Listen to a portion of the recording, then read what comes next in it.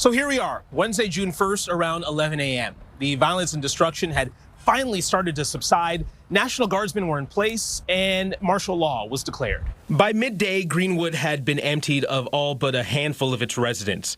Black Tulsans trying to escape their burning community were marched back into the city to be detained. We left our home. We went north. See, we kept going north. And we were,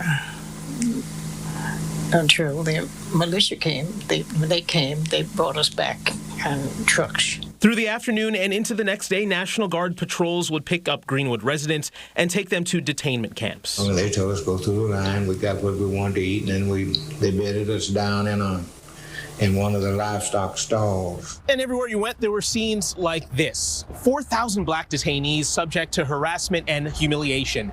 And to add insult to injury, some of them were even robbed of the valuables they were able to stuff into their pockets before they had to leave their homes. A few found refuge in the homes of white employers, acquaintances, and even the churches, including the historic Vernon Chapel AME Church. The reverend of that church showing us the basement, one of the structures still standing from the massacre. People came through these windows to hide out.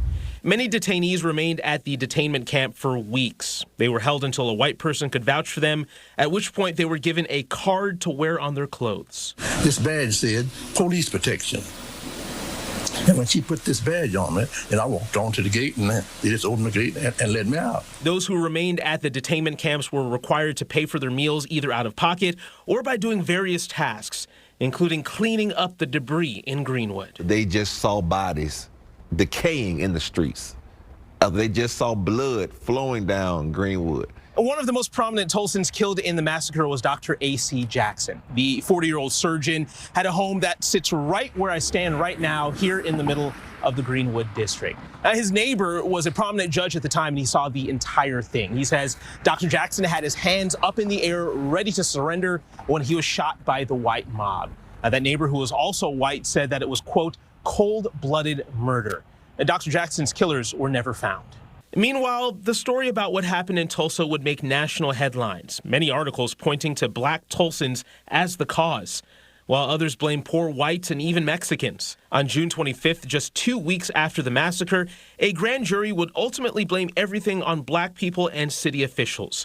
Only one man would be charged in the riot, that man, black. As for the two teens that sparked the tragedy, they left Tulsa and never looked back.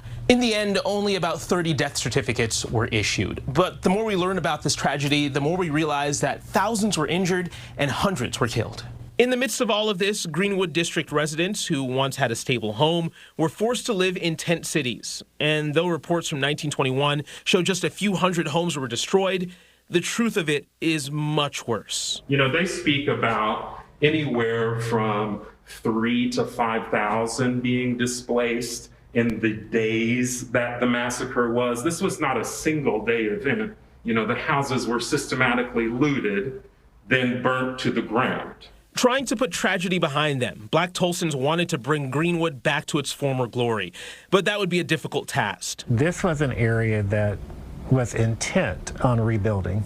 We couldn't put up the type of buildings that we wanted to start with, because we had to just put a little shack building. But from that on, it was just a miracle, just tell you the truth, that happened.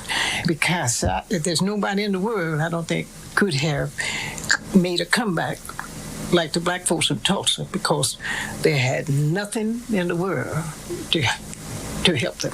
Greenwood residents were able to patch up some of the wounds they suffered in 1921, but by the 1950s and 1960s, Greenwood started to show the negative effects of desegregation. You wouldn't think so, but desegregation became a sore spot for black businesses.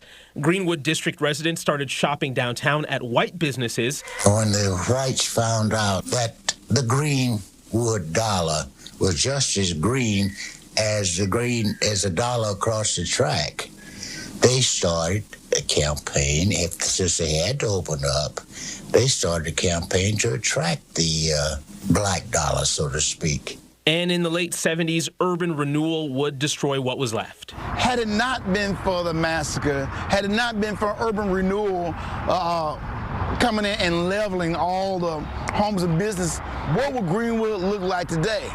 And my response was like, Atlanta. It would have been, and it would have been much bigger. The scars of the massacre would continue for Tulsa. The sadness, the shame, the truth, it would be hidden for decades. It's not in the history books, and a lot of things that I heard made me angry.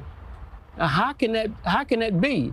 I thought they were making this stuff up. This part of history not being taught. In fact, the conspiracy of silence was so prominent, many here in Oklahoma didn't know what happened in their own state on these grounds.